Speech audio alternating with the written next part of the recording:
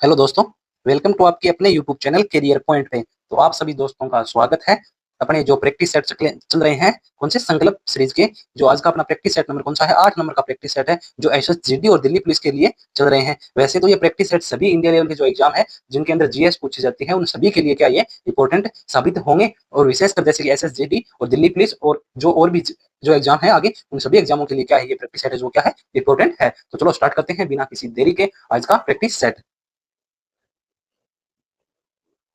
तो आज का अपना क्वेश्चन नंबर 1 है कि चीनी यात्री फाइयान किसके शासनकाल में भारत आया था।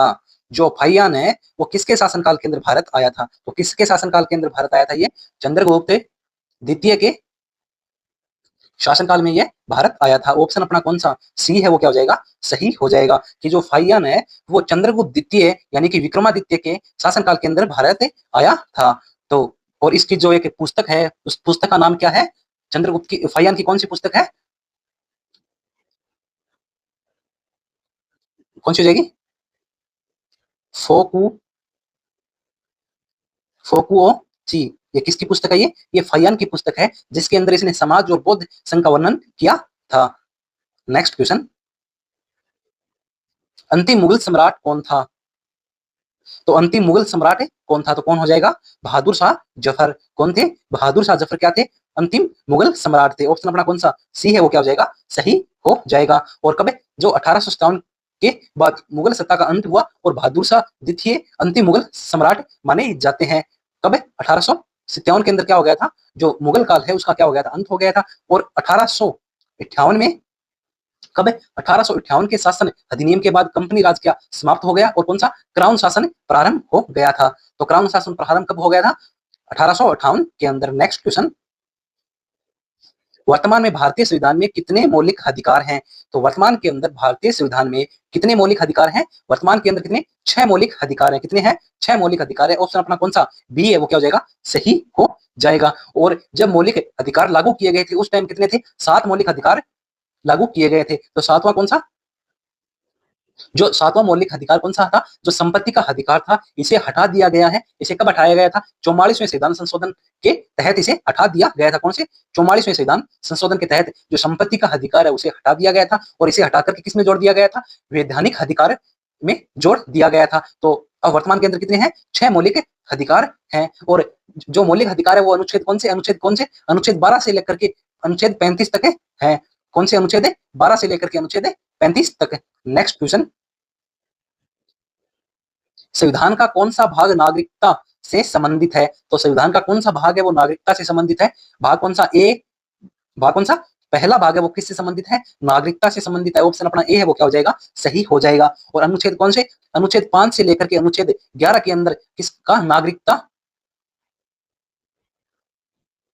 नागरिकता का वर्णन किया गया है। तो नागरिकता कौन से अनुच्छेद 5 से लेकर के अनुच्छेद 11 में आते हैं। और जो भाग कौन से पहले भाग के अंदर आते हैं, ऑप्शन अपना ये वो क्या हो जाएगा, सही हो जाएगा। और भाग 2 में क्या है, भाग 2 में क्या है, मूल अधिकार है। भाग 2 में क्या है, मूल अधिकार है। और भाग 3 में क्या है,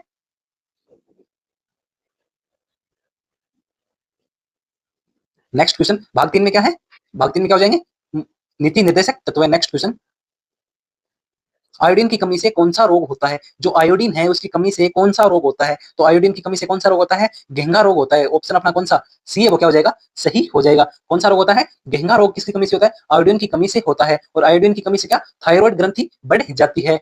कौन सी ग्रंथि, थायराइड ग्रंथि किसकी कमी से, आयोडीन की कमी से बढ़ जाती है। और इसके कारण क्या, गर्दन में सूजन के रूप में क्या क्या कहते हैं उसे, गाइटर होता है। क्या होता है, गाइटर होता है। और ये क्या कहलाता है, ये हाइपोथायरो थायरॉइडिज्म से जुड़ा है। और जो रिकेट्स रोग है, रिकेट्स किसकी कमी से होता है, विटामिन डी की कमी से कौन सा होता है, रिकेट्स होता है। और सक्रिय किसकी कमी से होता है, विटामिन सी की कमी से होता है। और बेरी बेरी किसकी कमी से होता है, विटामिन बी1 की कमी से रोग कौन सा होता है, विटामिन बी1 की कमी से बेरी बेरी होता है। और इसका ऑप्शन कौन सा अपना, ऑप्शन सी है वो क्या हो जाएगा, सही हो जाएगा, आयोडीन की कमी से। नेक्स्ट क्वेश्चन, बिहू किस राज्य का प्रसिद्ध लोक नृत्य है। तो बिहू किसका हो जाएगा, किसका हो जाएगा, असम का हो जाएगा। ऑप्शन अपना कौन सा डी है वो क्या हो जाएगा, सही हो जाएगा। असम का कौन सा हो जाएगा, बिहू हो जाएगा। और ओडिशा का कौन सा हो जाएगा, गोटी, गोटीपुआ किसका है, ओडिशा का है। और गोटी और कौन सा, सबल सबलपुरी, ये किसके हैं, ये ओडिशा के हो जाएंगे।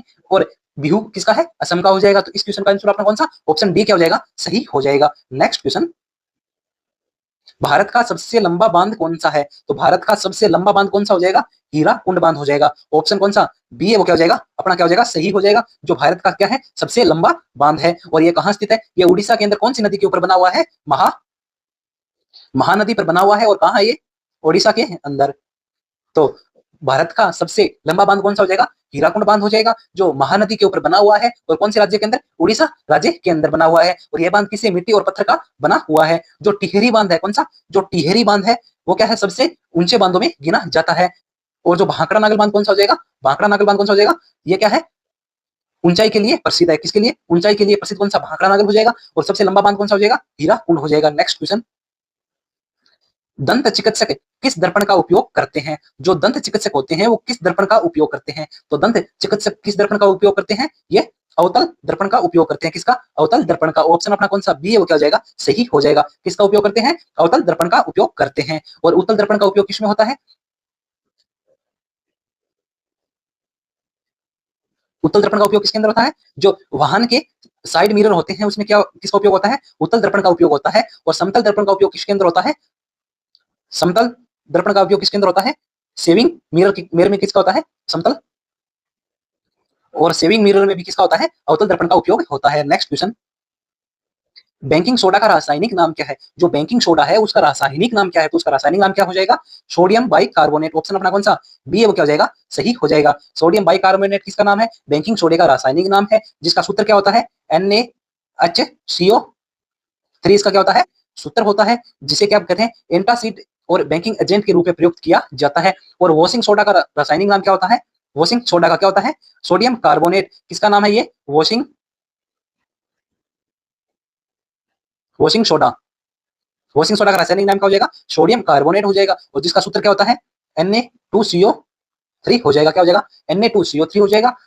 नेक्स्ट क्वेश्चन, नाटो का मुख्यालय कहाँ स्थित है? जो नाटो है उसका मुख्यालय कहाँ स्थित है? तो नाटो का मुख्यालय कहाँ स्थित हो जाएगा? ब्रुसेल्स बेल्जियम के अंदर स्थित है। ऑप्शन अपना कौन सा? डी है वो क्या हो जाएगा? सही हो जाएगा। ब्रुसेल्स बेल्जियम के अंदर किसका? नाटो का मुख्यालय है। जो और जिनेवा में किसका है? जिनेवा के अंदर किसका हो जाएगा? जिनेवा स्विट्जरलैंड के अंदर किसका है? यूएनए एजेंसियां हो जाएगी। और ब्रुसेल्स के अंदर क्या हो जाएगा? नाटो का हो जाएगा। Next question, home rule link की शुरुआत किसने की थी? जो होम रूल लिंक है उसकी शुरुआत किसने की थी? बाल गंगाधर तिलक और एनी बेसेंट के द्वारा की गई थी। और कब की गई थी? 1916 के अंदर। ऑप्शन कौन सा अपना? बी है वो क्या हो जाएगा? सही हो जाएगा। कि जो होम रूल लिंक है उसकी शुरुआत किसने की थी? बाल गंगाधर तिलक और एनी बेसेंट के द्वारा की गई थी। और कब की गई थी? 1916 के अंदर की गई थी। और लखनऊ पैक्ट है यह भी कब का है? 1916 का है। नेक्स्ट क्वेश्चन, सीमांत गांधी के नाम से किसे जाना जाता है? तो सीमांत गांधी के नाम से किसे जाना जाता है? खान अब्दुल गफ्फार खान को जाना जाता है। ऑप्शन अपना कौन सा? बी है वो क्या हो जाएगा? सही हो जाएगा। खान अब्दुल गफ्फार खान को किस नाम से जाना जाता है? सीमांत गांधी के नाम से जाना जाता है। वो खुदाई खिदमतगार भी किसे कहते? खुदाई खिदमतगार आंदोलन से कौन संबंधित है? ये भी अब्दुल गफ्फार खान किसे? खुदाई खिदमतगार आंदोलन से संबंधित है। और अहिंसा के ये पक्षधर थे। नेक्स्ट अपना क्वेश्चन क्या रहने वाला है वो देखते हैं।